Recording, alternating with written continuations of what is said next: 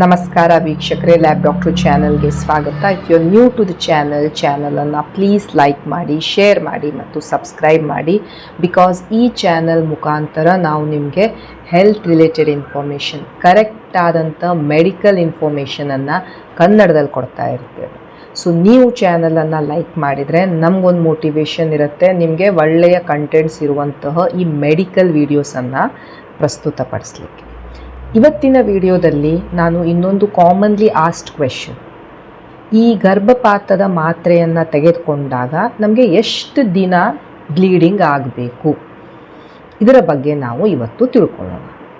ಮಹಿಳೆಯರಿಗೆ ಕೆಲವೊಮ್ಮೆ ಈ ಅನಗತ್ಯ ಗರ್ಭಧಾರಣೆ, ಅನ್ವಾಂಟೆಡ್ ಪ್ರೆಗ್ನೆನ್ಸಿ ಆದಾಗ ಅವರು ಈ ಗರ್ಭಪಾತದ ಮಾತ್ರೆ, ಅಬಾರ್ಷನ್ ಪಿಲ್ಸಿಗೆ ಮೊರೆ ಹೋಗ್ತಾರೆ. ಈ ಅಬಾರ್ಷನ್ ಪಿಲ್ಸ್ ಏನಿರುತ್ತೆ, ಇದರಲ್ಲಿ 2 ಔಷಧಿಗಳ ಕಾಂಬಿನೇಷನ್ ಇರುತ್ತೆ, ಮಿಫಿಪ್ರಿಸ್ಟೋನ್ ಮತ್ತು ಮಿಸೋಪ್ರಿಸ್ಟೋನ್. ಸೊ ಮಿಫಿಪ್ರಿಸ್ಟೋನ್ ಏನು ಮಾಡುತ್ತೆ, ಈ ಭ್ರೂಣದ ಬೆಳವಣಿಗೆಯನ್ನು ತಡೆಯುತ್ತೆ, ದೊಡ್ಡ ಮಾತ್ರೆ ಮಿಫಿಪ್ರಿಸ್ಟೋನ್. ಆ್ಯಂಡ್ ಮಿಸೋಪ್ರಿಸ್ಟಾಲ್ ಏನಿರುತ್ತೆ, ಈ ಭ್ರೂಣ ಅದನ್ನು ಹೊರಗೆ ಹಾಕಲಿಕ್ಕೆ, ಗರ್ಭಕೋಶದಿಂದ ಹೊರಗಡೆ ಹಾಕಲಿಕ್ಕೆ ಅದು ಹೆಲ್ಪ್ ಮಾಡ್ತಾ ಇರುತ್ತೆ. ಸೊ ಈ ಮೆಡಿಕಲ್ ಅಬಾರ್ಷನ್ ಟ್ಯಾಬ್ಲೆಟ್ ತೆಗೆದುಕೊಂಡು ಗರ್ಭಪಾತ ಮಾಡ್ಕೊಳ್ಳೋದು ಏನಿರುತ್ತೆ, ಅದನ್ನು ನಾವು within 63 days of missed period ಅಥವಾ ನಿಮ್ಮ ಪ್ರೆಗ್ನೆನ್ಸಿ 63 days ಒಳಗಡೆ ಇತ್ತು ಅಂದಾಗ ನಾವು ಈ ಮೆಡಿಕಲ್ ಟರ್ಮಿನೇಷನ್ ಆಫ್ ಪ್ರೆಗ್ನೆನ್ಸಿಯನ್ನು ಆಪ್ಟ್ ಮಾಡ್ಬೋದು. ಈ ಟ್ಯಾಬ್ಲೆಟ್ ಏನಿದ್ದಾವೆ ಇನ್ಹರೆಂಟ್ಲಿ ಇವು ಸೇಫ್ ಟ್ಯಾಬ್ಲೆಟ್ಸ್ ಅಲ್ಲ, ಅವುಗಳದೇ ಆದಂಥ ಸೈಡ್ ಎಫೆಕ್ಟ್ಸ್ ಇರ್ತವೆ. ಸೊ ಆದ್ದರಿಂದ ಈ ಟ್ಯಾಬ್ಲೆಟ್ಸ್ ನೀವು ನೋಡ್ಬೋದು, ನಿಮಗೆ ಅಷ್ಟು ಈಸಿಲಿ ಅವೈಲೇಬಲ್ ಆಗಿ ಸಿಗೋದಿಲ್ಲ. ನಿಮಗೆ ನಿಮ್ಮ ಡಾಕ್ಟರಿನ ಪ್ರಿಸ್ಕ್ರಿಪ್ಷನ್ ಕೇಳ್ತಾ ಇರ್ತಾರೆ, ಬಿಕಾಸ್ ಈ ಟ್ಯಾಬ್ಲೆಟ್ಸ್ಗೆ ತನ್ನದೇ ಆದಂತಹ ಸೈಡ್ ಎಫೆಕ್ಟ್ಸ್ ಇರೋದ್ರಿಂದ, ಆ್ಯಂಡ್ ಅದು ಮೇಜರ್ ಸೈಡ್ ಎಫೆಕ್ಟ್ಸ್ ಇರೋದ್ರಿಂದ. ಈ ಟ್ಯಾಬ್ಲೆಟ್ ತೆಗೆದುಕೊಂಡಾಗ ನಾವೇನು ಎಕ್ಸ್ಪೆಕ್ಟ್ ಮಾಡ್ತಾ ಇರ್ತೇವೆ, ಬ್ಲೀಡಿಂಗ್ ಆಗಬೇಕು ಅಲ್ವಾ? ಯಾಕಂದರೆ ಬ್ಲೀಡಿಂಗ್ ಆದ್ರೇ ಒಳಗಡೆ ಇರುವಂತಹ ಈ ಭ್ರೂಣ ಕಸ ಏನಿರುತ್ತೆ ಎಲ್ಲ ಹೊರಗೆ ಬರಬೇಕು. ನಾರ್ಮಲಿ ಈ ಟ್ಯಾಬ್ಲೆಟ್ ತೆಗೆದುಕೊಂಡಾಗ, ಈ ಚಿಕ್ಕ ಟ್ಯಾಬ್ಲೆಟ್ ತೆಗೆದುಕೊಂಡ ವಿತಿನ್ 24 hours ಒಳಗಡೆ ಬ್ಲೀಡಿಂಗ್ ಶುರು ಆಗಬೇಕು. ಮೆಜಾರಿಟಿ ಜನರಲ್ಲಿ ಈ ಚಿಕ್ಕ ಟ್ಯಾಬ್ಲೆಟ್ ತೊಗೊಂಡ ಒಂದು 4 ತಾಸು ಒಳಗಡೆ ಬ್ಲೀಡಿಂಗ್ ಶುರು ಆಗ್ತಾ ಇರುತ್ತೆ. ಬಟ್ ನಾವೇನು ಹೇಳ್ತೇವೆ, ಈ ಚಿಕ್ಕ ಟ್ಯಾಬ್ಲೆಟ್ ತೆಗೆದುಕೊಂಡ ವಿತಿನ್ 24 hours ಒಳಗಡೆ ಬ್ಲೀಡಿಂಗ್ ಶುರು ಆಗಬೇಕು. ಸೊ ಫಸ್ಟ್ ಏನು ಬ್ಲೀಡಿಂಗ್ ಶುರು ಆಗುತ್ತೆ ಅದು ಬಹಳ ಹೆವಿ ಇರುತ್ತೆ. ಓಕೆ, ಯಾಕಂದರೆ ಆ ಟೈಮಲ್ಲಿ ಒಳಗಡೆ ಇರುವಂಥ ಭ್ರೂಣ ಇರ್ಬೋದು, ನಿಮ್ಮ ಗರ್ಭಕೋಶದ ಒಳಗಡೆ ಇರುವಂಥ ಪದರು ಇರ್ಬೋದು, ಅಲ್ಲಿನ ಟಿಶ್ಯೂಸ್ ಇರ್ಬೋದು, ಬ್ಲಡ್ ಎಲ್ಲನೂ ಹೊರಗೆ ಬರೋಕ್ಕೆ ಶುರು ಆಗ್ತಾ ಇರುತ್ತೆ. ಸೊ ಫಸ್ಟ್ ಇನಿಷಿಯಲ್ ಬ್ಲೀಡಿಂಗ್ ಏನಿರುತ್ತೆ ತುಂಬ ಹೆವಿ ಇರುತ್ತೆ. ಆ್ಯಂಡ್ ಹೇಗೆ ದಿನಗಳು ಪಾಸ್ ಆಗ್ತವೆ, ಈ ಬ್ಲೀಡಿಂಗ್ ಕಡಿಮೆ ಆಗ್ತಾ ಬರ್ತಾ ಇರುತ್ತೆ. ಸೊ ಈ ಬ್ಲೀಡಿಂಗ್ ಯಾವಾಗ ಸ್ಟಾರ್ಟ್ ಆಗುತ್ತೆ ಇನಿಷಿಯಲಿ, ಆವಾಗ ನಿಮಗೆ ಹೊಟ್ಟೆ ನೋವು ಬರೋದು, ಲೂಸ್ ಮೋಷನ್ ಟೈಪ್ ಆಗೋದು, ವಾಮಿಟಿಂಗ್ ಆಗೋದು, ಕೈಕಾಲೆಲ್ಲ ತುಂಬ ನೋಯಿಸೋದು, ತಲೆ ನೋವು ಬರೋದು, ಫೀವರ್ ಬರೋದು, ಈ ರೀತಿ ಕೆಲವೊಬ್ಬರಲ್ಲಿ ಆಗ್ಬೋದು. ಯಾಕಂದರೆ ಇದು ಈ ಟ್ಯಾಬ್ಲೆಟ್ಸಿನ side effects. Okay, and normally periods ಅಥವಾ ನಾರ್ಮಲಿ ಈ ಬ್ಲೀಡಿಂಗ್ ಏನಿದೆ ಇದು ಅರೌಂಡ್ 10 to 12 days ಇರುತ್ತೆ. ಇದು ನಾರ್ಮಲ್. ಓಕೆ, ಇದು ವೇರಿ ಆಗ್ಬೋದು, not hard and fast rule that ಹೌದು 12 ದಿನವೇ ಆಗಬೇಕು ಅಂತ ಏನಿಲ್ಲ. ಬಟ್ ಇನ್ ಜನರಲ್ ನಾವು ನೋಡಿದಾಗ ಯೂಶ್ವಲಿ ಈ ಬ್ಲೀಡಿಂಗ್ ಏನಿರುತ್ತೆ ಒಂದು 10-12 ದಿನ ಆಗ್ತಾ ಇರುತ್ತೆ. ಬಟ್ ಹೇಳಿದೆ ಫಸ್ಟ್ ಇನಿಷಿಯಲ್ ಏನು ಬ್ಲೀಡಿಂಗ್ ಇರುತ್ತೆ ಅದು ಸ್ವಲ್ಪ ಹೆವಿ ಇರುತ್ತೆ, ಅದಾದಮೇಲೆ ದಿನ ಹೋದ ಹಾಗೆ ಅದು ಕಡಿಮೆ ಆಗ್ತಾ ಬರ್ತಾ ಇರುತ್ತೆ.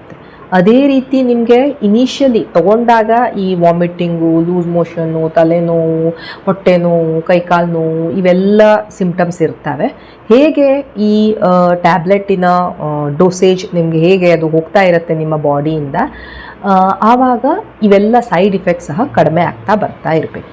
ಇದು normal pattern of bleeding. So ನಿಮಗೆ 10-12 ದಿನ ಬ್ಲೀಡಿಂಗ್ ಆಗಲಿಲ್ಲ ಅಂದರೆ ಅದು ಅಬ್ನಾರ್ಮಲ್ಲ, ಆ ರೀತಿ ಏನೂ ಇಲ್ಲ. It might be normal also. ನಿಮ್ಮ ಪೀರಿಯಡ್ ಅಷ್ಟೇ ಬ್ಲೀಡಿಂಗ್ ಆಗಿರ್ಬೋದು, ನೀವು ಜಸ್ಟ್ ಒಂದು 4-5 days ಅಷ್ಟೇ ಬ್ಲೀಡ್ ಆಗಿರ್ಬೋದು, that is also normal. But ನನಗೆ ಈ ಬ್ಲೀಡಿಂಗಿಂದ ಇದು ಕಂಪ್ಲೀಟ್ಲಿ ಕ್ಲಿಯರ್ ಆಗಿದೆಯೋ ಇಲ್ವೋ ಅಂತ ಹೇಗೆ ಗೊತ್ತಾಗತ್ತೆ? ನಿಮಗೆ 100% ನಿಮಗೆ ಬ್ಲೀಡಿಂಗ್ ಹಾಕ್ಕೊಂಡು ನಿಮಗೆಲ್ಲ ಒಳಗಡೆ ಇರೋದೆಲ್ಲ ಹೋಗಿದೆ, ನಿಮ್ಮ ಅಬಾರ್ಷನ್ ಕಂಪ್ಲೀಟ್ ಆಗಿದೆ ಅಂತ ಗೊತ್ತಾಗೋದು ನಾವು ನಿಮಗೆ ಅಲ್ಟ್ರಾಸೌಂಡ್ ಮಾಡಿದಾಗ ಮಾತ್ರ. ಈ ಟ್ಯಾಬ್ಲೆಟ್ ತೆಗೆದುಕೊಳ್ತಾ ಇದ್ದಾಗ ನಿಮಗೆ ಡಾಕ್ಟರ್ ಹೇಳ್ತಾರೆ ಒಂದ್ಸಲ ನಿಮ್ಮ ಬ್ಲೀಡಿಂಗ್ ಸ್ಟಾಪ್ ಆದಮೇಲೆ ನೀವು ಒಂದು ಹೊಟ್ಟೆಯ ಸ್ಕ್ಯಾನ್ ಮಾಡ್ಕೊಳ್ಳಿ ಅಂತ. ಯಾಕಂದರೆ ಅದರಿಂದ ಮಾತ್ರ ನಮಗೆ ನೀಟಾಗಿ ಗೊತ್ತಾಗುತ್ತೆ ಹೌದು ಎಲ್ಲ ಒಳಗಡೆ ಇರುವಂಥ ಕಸ ಎಲ್ಲ ಕ್ಲಿಯರ್ ಆಗಿ ಹೋಗಿದೆ ಅಂತ. ಬೇರೆ ಯಾವುದೇ ಮೆಥಡಿಂದ ನಮಗೆ ಗೊತ್ತಾಗ್ತಾ ಇರೋದಿಲ್ಲ. ಸೊ ನೀವು ಒಂದು ಸಲ ಈ ನಿಮ್ಮ ಬ್ಲೀಡಿಂಗ್ ಸ್ಟಾಪ್ ಯಾವಾಗ ಆಗುತ್ತೆ ಆವಾಗ ಹೊಟ್ಟೆಯ ಒಂದು ಅಲ್ಟ್ರಾಸೌಂಡ್ ಮಾಡಿಕೊಂಡು ನೋಡಬೇಕು. ಸೊ ದ್ಯಾಟ್ ನಮಗೆ ಶ್ಯೂರ್ ಆಗ್ಬೋದು ಈ ಬ್ಲೀಡಿಂಗ್ ಆಗಿದೆ ಆ್ಯಂಡ್ ಎಲ್ಲ ಕ್ಲಿಯರ್ ಆಗಿದೆ. ಇದು ಯಾಕೆ ಹೇಳ್ತಾ ಇದ್ದೇವೆ ಅಂದರೆ ಬಹಳಷ್ಟು ಸಲ ಮಹಿಳೆಯರಿಗೆ 10 ದಿನ 12 ದಿನ ಎಲ್ಲ ಬ್ಲೀಡಿಂಗ್ ಆಗುತ್ತೆ. ಕ್ಲಾಟ್ಸ್ ಎಲ್ಲ ಪಾಸ್ ಮಾಡ್ತಾ ಇರ್ತಾರೆ ಅವರು. ತುಂಬ ಕಸ ಹೋಯಿತು, ತುಂಬ ಗಡ್ಡೆ ಥರ ಹೋಯಿತು ಅಂತ ಎಲ್ಲ ಹೇಳಿ ಅವರಿಗೆ ಬ್ಲೀಡಿಂಗ್ ನಿಲ್ಲತ್ತೆ ಆ್ಯಂಡ್ ಅವ್ರು they will be very happy. But ಯಾವಾಗ ಅವರು ಸ್ವಲ್ಪ ದಿನಗಳ ನಂತರ ಟೆಸ್ಟ್ ಮಾಡ್ಕೊಳ್ತಾರೆ ಅಥವಾ ಅವರಿಗೆ ಪಿರಿಯಡ್ ಮತ್ತು ಬರೋದೇ ಇಲ್ಲ ಆವಾಗ ಅವರು ಟೆಸ್ಟ್ ಮಾಡಿಕೊಂಡಾಗ ಅಥವಾ ನೋಡಿದಾಗ ನಮಗೆ ಗೊತ್ತಾಗುತ್ತೆ ಪ್ರೆಗ್ನೆನ್ಸಿ ಹೋಗಲೇ ಇಲ್ಲ ಅಂತ. ಸೊ ಜಸ್ಟ್ ಬಿಕಾಸ್ ನಿಮಗೆ ಬ್ಲೀಡಿಂಗ್ ಆಗಿದೆ ಅಂದ ಮಾತ್ರಕ್ಕೆ ನಿಮಗೆ ಅದು ಕಂಪ್ಲೀಟ್ಲಿ ಕ್ಲಿಯರ್ ಆಗಿದೆ ಅಂತ ಅಲ್ಲ. It might be just that surrounding ಭ್ರೂಣದ ಸುತ್ತಲೂ ಇರುವಂತಹ ಟಿಶ್ಯೂಸು ಎಕ್ಸೆಟ್ರಾ ಅದು ಹೊರಗೆ ಬಂದಿರ್ಬೋದು ಆ್ಯಂಡ್ ಅದರಿಂದ ನಿಮಗೆ ಬ್ಲೀಡ್ ಆಗಿ ಸಹ ಇರ್ಬೋದು. ಸೊ ಮ್ಯಾಂಡೇಟ್ರಿ ಈ ಟ್ಯಾಬ್ಲೆಟ್ ತೆಗೆದುಕೊಂಡಾಗ ನೀವು ಟ್ಯಾಬ್ಲೆಟ್ ತೆಗೆದುಕೊಳ್ಳೋಕ್ಕಿಂತ ಮೊದಲು ನಾವು ಸ್ಕ್ಯಾನ್ ಮಾಡ್ಕೊಳ್ಳಿ ಅಂತ ಹೇಳ್ತೀವಿ. ಜಸ್ಟ್ ಟು ಸಿ ದ್ಯಾಟ್ ನಿಮಗೆ ಈ ಪ್ರೆಗ್ನೆನ್ಸಿ ಎಲ್ಲಾದರೂ ನಿಮ್ಮ ಟ್ಯೂಬ್ಸಲ್ಲಿ ಅಥವಾ ನಿಮ್ಮ ಅಂಡಾಶಯದಲ್ಲಿ ಹೋಗಿರಬಾರ್ದು ಅಂತ. ಯಾಕಂದರೆ ಆ ರೀತಿ ಏನಾದರೂ ಇತ್ತು ಆ್ಯಂಡ್ ನೀವು ಈ ಟ್ಯಾಬ್ಲೆಟ್ ತೊಗೊಂಡ್ರಿ ನಿಮ್ಮ ಜೀವಕ್ಕೆ ಅಪಾಯ ಇರುತ್ತೆ. ಸೊ ಸ್ಕ್ಯಾನ್ ಮಾಡ್ಕೊಳ್ಳೋದು ಇಂಪಾರ್ಟೆಂಟ್ ಇರುತ್ತೆ before taking the tablet and after taking the tablet also. So that to see ಇವೆಲ್ಲ ನೀಟಾಗಿ ಹೋಗಿದೆಯೋ ಇಲ್ವೋ ಅಂತ. ಓಕೆ, ಸೊ ಬ್ಲೀಡಿಂಗ್ ಎಷ್ಟು ದಿನ ಇರಬೇಕು ಅಂದರೆ ಅದಕ್ಕೊಂದು ಪರ್ಟಿಕ್ಯುಲರ್ ಡೇಸ್ ಇದ್ದರೆ ಮಾತ್ರ ಅದು ಹೋಗಿರುತ್ತೆ ಅಂತ ಅಲ್ಲ. ಅದು ಒಂದು ಮಹಿಳೆಯಿಂದ ಇನ್ನೊಂದು ಮಹಿಳೆಗೆ ವೇರಿ ಆಗ್ತಾ ಇರ್ಬೋದು. ಇನ್ ಜನರಲಲ್ಲಿ ನಾನು ಹೇಳಿದೆ ಒಂದು 10-12 ದಿನ ಇರಬಹುದು. ಫಸ್ಟ್ ಸ್ಟಾರ್ಟಿಂಗಲ್ಲಿ ಬಹಳ ಇರುತ್ತೆ, ಆಮೇಲೆ ಕ್ರಮೇಣವಾಗಿ ಕಡಿಮೆ ಆಗ್ತಾ ಬರುತ್ತೆ. ಅದರ ಜೊತೆ ಇರುವಂಥ ಲಕ್ಷಣಗಳು ಸಹ ಫಸ್ಟ್ ಹೆಚ್ಚಿಗೆ ಇರುತ್ತೆ, ಆಮೇಲೆ ಕಡಿಮೆ ಆಗ್ತಾ ಬರುತ್ತೆ. ಕೆಲವೊಬ್ಬರಿಗೆ ನಿಮ್ಮ ಪೀರಿಯಡ್ ಎಷ್ಟು ದಿನ ಇರುತ್ತೆ ಅಷ್ಟೇ ದಿನ ಬ್ಲೀಡಿಂಗ್ ಸಹ ಆಗ್ಬೋದು. That is also fine provided ನಿಮಗೆ ಸ್ಕ್ಯಾನ್ ಮಾಡಿದಾಗ ಎಲ್ಲ ಹೋಗಿತ್ತು ಅಂದರೆ ನೀವು 3 ದಿನ ಆದರೂ ಬ್ಲೀಡ್ ಆಗಲಿ 4 ದಿನ ಆದರೂ ಬ್ಲೀಡ್ ಆಗಲಿ ಸ್ಕ್ಯಾನ್ ಮಾಡಿದಾಗ ಎಲ್ಲ ಕ್ಲಿಯರ್ ಆಗಿತ್ತು ಅಂದರೆ that is okay. Abnormal bleeding ಯಾವುದು? ನಿಮಗೆ 15 ದಿನ ಆಯಿತು 20 ದಿನ ಆಯಿತು ಬ್ಲೀಡಿಂಗೇ ನಿಲ್ತಾ ಇಲ್ಲ, ಟ್ಯಾಬ್ಲೆಟ್ ತೊಗೊಂಡ್ರಿ ಬಟ್ ಬ್ಲೀಡಿಂಗ್ ನಿಲ್ತಾನೇ ಇಲ್ಲ. ಹೌದು ಕಡಿಮೆ ಆಗಿದೆ ಬಟ್ ಬ್ಲೀಡಿಂಗ್ ಇನ್ನೂ ನಿಲ್ತಾ ಇಲ್ಲ, ನಿಮಗೆ ಸ್ಪಾಟಿಂಗ್ ಆಗ್ತಾನೇ ಇದೆ. That may be abnormal. ಎರಡನೇದು ನಿಮಗೆ ಸೊಂಟ ನೋವು ಹೊಟ್ಟೆ ನೋವು ಎಲ್ಲ ನಿಂತಿತ್ತು, ಈಗ ಮತ್ತೆ ನಿಮಗೆ ಸ್ವಲ್ಪ ಸೊಂಟದ ಹತ್ರ ನೋವು ಬರ್ತಾ ಇದೆ, ಕಿಬ್ಬೊಟ್ಟೆ ಹತ್ರ ನಿಮ್ಗೆ ನೋವು ಬರ್ತಾ ಇದೆ, ಮತ್ತೆ ನಿಮಗೆ ಈ ಥರ ವಾಮಿಟಿಂಗ್ ಸೆನ್ಸೇಷನ್ ಎಕ್ಸೆಟ್ರಾ ಆಗ್ತಾ ಇದೆ, ಮತ್ತೆ ಕೈಕಾಲು ನೋವು ಬರ್ತಾ ಇದೆ, ಮತ್ತೆ ಜ್ವರ ಬರ್ತಾ ಇದೆ, ನಿಮ್ಮ ಯೋನಿಯಿಂದ ಈಗೇನು ಬರ್ತಾ ಇದೆ ಟಿಶ್ಯೂಸು ಎಕ್ಸೆಟ್ರಾ ಅದು ಸ್ವಲ್ಪ ಸ್ಮೆಲ್ ಬರ್ತಾ ಇದೆ, ಒಂಥರ ಬ್ರೌನಿಷ್ ಡಿಸ್ಚಾರ್ಜ್ ಆಗ್ತಾ ಇದೆ. ಇವೆಲ್ಲ ಇದ್ದಾಗ ದ್ಯಾಟ್ ಮೈಟ್ ಬಿ ಅಬ್ನಾರ್ಮಲ್. ಇದು ನಾರ್ಮಲ್ ಇರದೇ ಇರಬಹುದು. ಇದಕ್ಕೇನು ಕಾರಣ ಇರ್ಬೋದು? ಒಂದು ನಿಮಗೆ ಹಾರ್ಮೋನಲ್ ಇಂಬ್ಯಾಲೆನ್ಸ್ ಆಗೋಗಿದೆ. ಯಾಕಂದರೆ ಇದು ಹೈ ಡೋಸ್ ಹಾರ್ಮೋನ್ ಇರುವಂಥ ಒಂದು ಔಷಧಿ. ನಾನು ಹೇಳಿದೆ ಇದು ಔಷಧಿ ಸೇಫ್ ಮೆಡಿಸಿನ್ ಅಲ್ಲ. ಇದರಲ್ಲಿ ಮಿಫಿಪ್ರಿಸ್ಟೋನ್ ಮಿಸೋಪ್ರೋಸ್ಟಾಲ್, ಸೊ ಎವ್ರಿ ಮೆಡಿಸಿನ್ ಒಂದು 200-200 ಮಿಲಿಗ್ರಾಮ್ ಅಷ್ಟು ಮೆಡಿಸಿನ್ ಇರುತ್ತೆ. ಸೊ ಹಾರ್ಮೋನಲ್ ಇಂಬ್ಯಾಲೆನ್ಸ್ ಆಗಿ ಹೀಗಾಗಿರ್ಬೋದು, ಇಲ್ಲ ನಿಮ್ಗೆ ಪೂರ್ತಿಯಾಗಿ ಹೊರಗೆ ಬರದೇ ಇರ್ಬೋದು, ಸ್ವಲ್ಪ ಏನಾದರೂ ಕಸ ಅಲ್ಲೇ ಉಳ್ಕೊಂಡಿರ್ಬೋದು. Retained product of conception RPOC ಅಂತ ನಾವು ಹೇಳ್ತಾ ಇರ್ತೇವೆ. ಸೊ ಈ ಟ್ಯಾಬ್ಲೆಟಿನ ಇನ್ನೊಂದು side effect, serious side effect ಅಂತ ಹೇಳಿದರೆ ಕೆಲವೊಬ್ಬರಲ್ಲಿ ಪೂರ್ತಿಯಾಗಿ ಅದಕ್ಕೆ ತೆಗಿಯೋಕ್ಕೆ ಆಗ್ತಾ ಇರೋದಿಲ್ಲ, ಸ್ವಲ್ಪ ತುಂಡು ಅಲ್ಲೇ ಉಳ್ಕೊಂಡಿರುತ್ತೆ. ಸೊ ಸ್ವಲ್ಪ ತುಂಡು ಅಲ್ಲೇ ಉಳ್ಕೊಂಡ್ರೆ ಏನಾಯಿತು, ಈಗ ನೆಕ್ಸ್ಟ್ ಪೀರಿಯಡ್ ಟೈಮಲ್ಲಿ ಹೋಗಿಬಿಡ್ಬೋದಲ್ಲ, ಹಾಗೆ ಹೋಗೋದಿಲ್ಲ. ಒಂದು ಸಲ ನಿಮ್ಮ ಬಾಡಿಗೆ ಅನ್ನಿಸ್ತು ಇದು ಏನೋ ನನಗೆ ಬೇಡವಾಗಿದ್ದು ಅಂದಾಗ ನಿಮ್ಮ ಬಾಡಿ ಅದನ್ನು ಇಟ್ಕೊಳ್ಳೋಕ್ಕೆ ರೆಡಿ ಆಗೋದಿಲ್ಲ, ನಿಮ್ಮ ಬಾಡಿನೂ ಫೈಟ್ ಮಾಡುತ್ತೆ. ಸೊ ನಿಮಗೆ ಅದು ತೆಗಿಯೋಕ್ಕೆ ಯಾವಾಗ ಟ್ರೈ ಮಾಡುತ್ತೆ ಆವಾಗ ನಿಮಗೆ ಈ ರೀತಿ ಲಕ್ಷಣಗಳು ಬರ್ಬೋದು. ಜ್ವರ ಬರೋದು, ವಾಂತಿ ಬಂದಂಗೆ ಆಗೋದು, ಸ್ಮೆಲ್ ಬರ್ತಾ ಇರೋದು, ವಜೈನಲ್ ಡಿಸ್ಚಾರ್ಜ್, ಸೊಂಟ ನೋವು ಬರೋದು, ಬ್ಲೀಡಿಂಗ್ ಮತ್ತೆ ಶುರು ಆಗೋದು, ಇವೆಲ್ಲವೂ ಆಗ್ತಾ ಇರ್ಬೋದು. ಹೀಗೆ ಆಗೋದು ಬಹಳ ಡೇಂಜರಸ್ ಸಹ ಇರುತ್ತೆ. ಯಾಕಂದರೆ ಅದನ್ನು ನಾವು ಕ್ಲೀನ್ ಮಾಡಲಿಲ್ಲ ಅಂದಾಗ, ಹೇಗೆ ಕ್ಲೀನ್ ಮಾಡ್ತೀವಿ ನಾವು ಅದನ್ನು DNCಯ ಮುಖಾಂತರ, ಡೈಲಟೇಷನ್ ಆ್ಯಂಡ್ ಕ್ಯುರೆಟಾಜ್, ಈ ಸಣ್ಣ ಶಸ್ತ್ರಚಿಕಿತ್ಸೆ ಮೂಲಕ ನಾವು ಒಳಗಡೆಯಿಂದ ಒಂದು ಪೈಪ್ ಹಾಕ್ಕೊಂಡು ಎಲ್ಲವನ್ನು ನೀಟಾಗಿ ಕ್ಲಿಯರ್ ಮಾಡಿಕೊಡ್ತೀವಿ. ಏನೇನು ಉಳಿದಿದೆ ಅವನ್ನೆಲ್ಲ ನಾವು ತೆಗಿಬೇಕಾಗತ್ತೆ. ತೆಗೀಲಿಲ್ಲ ಅಂದರೆ ಈ ಇನ್ಫೆಕ್ಷನ್ ಏನಿದೆ ನಿಮ್ಮ ರಕ್ತದಲ್ಲಿ ಸೇರ್ಕೊಳ್ಬೋದು, ನಿಮಗೆ ಬ್ಲಡ್ಡಿನ ಇನ್ಫೆಕ್ಷನ್ ಆಗೋ ಸಾಧ್ಯತೆ ಇರುತ್ತೆ, ನಿಮ್ಮ ಗರ್ಭಕೋಶಕ್ಕೆ ಡ್ಯಾಮೇಜ್ ಆಗ್ಬೋದು. ನೀವು ಮುಂದೆ ಮಕ್ಕಳು ಮಾಡ್ಕೊಳ್ಬೇಕು ಅಂತ ಮನಸ್ಸು ಮಾಡಿದಾಗ ಆವಾಗ ನಿಮಗೆ ಪ್ರಾಬ್ಲಮ್ ಆಗ್ತಾ ಇರ್ಬೋದು. ಸೊ ಇದು ಸಹ one of the major side effect ಈ ಟ್ಯಾಬ್ಲೆಟ್ಟಿಂದು. 2 ದೊಡ್ಡ ಸೈಡ್ ಇಫೆಕ್ಟ್ಸ್ ಈ ಟ್ಯಾಬ್ಲೆಟ್ಟಿಂದು. ಒಂದು, ಬ್ಲೀಡಿಂಗ್ ಕಂಟ್ರೋಲೇ ಆಗೋದಿಲ್ಲ. ನೀವು ಏನು ಮಾಡೋಕ್ಕೆ ಹೋದ್ರೂ ನಿಮ್ಮ ಬ್ಲೀಡಿಂಗೇ ಕಂಟ್ರೋಲ್ ಆಗ್ತಾ ಇಲ್ಲ. ಆವಾಗ ನಾವೇನು ಮಾಡೋಕ್ಕಾಗೋದಿಲ್ಲ. ನೀವು ಇಮಿಡಿಯೇಟ್ಲಿ ಹಾಸ್ಪಿಟ್ಲಿಗೆ ಹೋದ್ರಿ, ಅಡ್ಮಿಟ್ ಆದ್ರಿ, ನಿಮ್ಮ ಬ್ಲಡ್ ಕೊಟ್ಟರು, ಸೇವ್ ಮಾಡಿದ್ರಿ, ಓಕೆ. ಇಲ್ಲ ಅಂದರೆ ಬ್ಲೀಡಿಂಗ್ ಬಹಳ ಹೋಯಿತು ಅಂದರೆ ನಿಮ್ಮ ಜೀವಕ್ಕೆ ಅಪಾಯ ಇರುತ್ತೆ. 2ನೇದು ನಾನು ಹೇಳಿದೆ ಇನ್ಕಂಪ್ಲೀಟ್ ಅಬಾರ್ಷನ್, ಕಂಪ್ಲೀಟಾಗಿ ಹೋಗಲೇ ಇಲ್ಲ, ಅರ್ಧ ಅಲ್ಲೇ ಉಳ್ಕೊಂಡಿದೆ, ಅರ್ಧ ಹೋಗಿದೆ. ಸೊ ಇದು ಸಹ ಈ ಟ್ಯಾಬ್ಲೆಟ್ಟಿನ ಮೇಜರ್ ಸೈಡ್ ಇಫೆಕ್ಟ್. ಸೊ ಯಾವಾಗ ನಿಂತೋಗಿದ್ದಂಥ ಬ್ಲೀಡಿಂಗ್ ಮತ್ತೆ ಶುರುವಾಗತ್ತೆ ಅಥವಾ ಅದರ ಜೊತೆ ಅಸೋಸಿಯೇಟೆಡ್ ನಾನು ಹೇಳಿದೆ ಈ ರೀತಿ ಲಕ್ಷಣಗಳು, ನಿಮಗೆ ವಾಮಿಟಿಂಗು, ಜ್ವರ, ಸೊಂಟ ನೋವು, ಕಿಬ್ಬೊಟ್ಟೆ ನೋವು, ತಲೆ ತಿರುಗೋದು, ಕೈ ಕಾಲು ನೋವು ಮತ್ತೆ ಶುರುವಾಯಿತು, ದಟ್ ಈಸ್ ಅಬ್ನಾರ್ಮಲ್. ಈವನ್ ನೀವು ಯಾವಾಗ ಈ ಟ್ಯಾಬ್ಲೆಟ್ ತೊಗೊಳ್ತೀರಾ, ನಾನು ಹೇಳಿದೆ ಫಸ್ಟು ನಿಮಗೆ ಹೆವಿ ಬ್ಲೀಡಿಂಗ್ ಇರುತ್ತೆ. ಹೆವಿ ಬ್ಲೀಡಿಂಗ್ ಅಂತ ಹೇಳಿದರೆ ನಿಮಗೆ ಆ ಬ್ಲೀಡಿಂಗನ್ನು ತಡ್ಕೊಳ್ಳೋಕೆ ಆಗ್ತಾ ಇರುತ್ತೆ. ನಿಮಗೆ ನೀವು 1 ತಾಸಲ್ಲಿ ನೀವು ಪ್ಯಾಡ್ ಚೇಂಜ್ ಮಾಡ್ತಾ ಇರೋದಿಲ್ಲ. ಹೆವಿ ಬ್ಲೀಡಿಂಗ್ ಅಂತ ಹೇಳಿದರೆ ನೀವು 1 ತಾಸಿಗೆ 2-3 ದೊಡ್ಡ ಲಾರ್ಜ್ ಎಕ್ಸೆಲ್ ಸೈಜ್ ಪ್ಯಾಡ್ಸನ್ನು ಹಾಕ್ಕೊಳ್ಳೋವಂಥ ಪರಿಸ್ಥಿತಿ ಬರುತ್ತೆ. ಅಂದಾಗ ಅದು ಬಹಳ ಸಿವಿಯರ್ ಬ್ಲೀಡಿಂಗ್. ಈ ರೀತಿ ಎಲ್ಲ ಬ್ಲೀಡಿಂಗ್ ಆಯಿತು ಅಂದಾಗ ನೀವು ನಿರ್ಲಕ್ಷ್ಯ ಮಾಡೋ ಥರ ಇರೋದಿಲ್ಲ. ನೀವು ನಿಮ್ಮ ಡಾಕ್ಟ್ರ್ ಹತ್ರ ಹೋಗಿ ತೋರಿಸ್ಕೊಳ್ಬೇಕಾಗತ್ತೆ. ಯಾಕಂದರೆ ಹೆವಿ ಬ್ಲೀಡಿಂಗ್ ಇದ್ದಾಗ ನಾವು ನಿಮಗೆ ಎಮರ್ಜೆನ್ಸಿ ಟ್ರೀಟ್ಮೆಂಟನ್ನು ಕೊಡಬೇಕಾಗತ್ತೆ.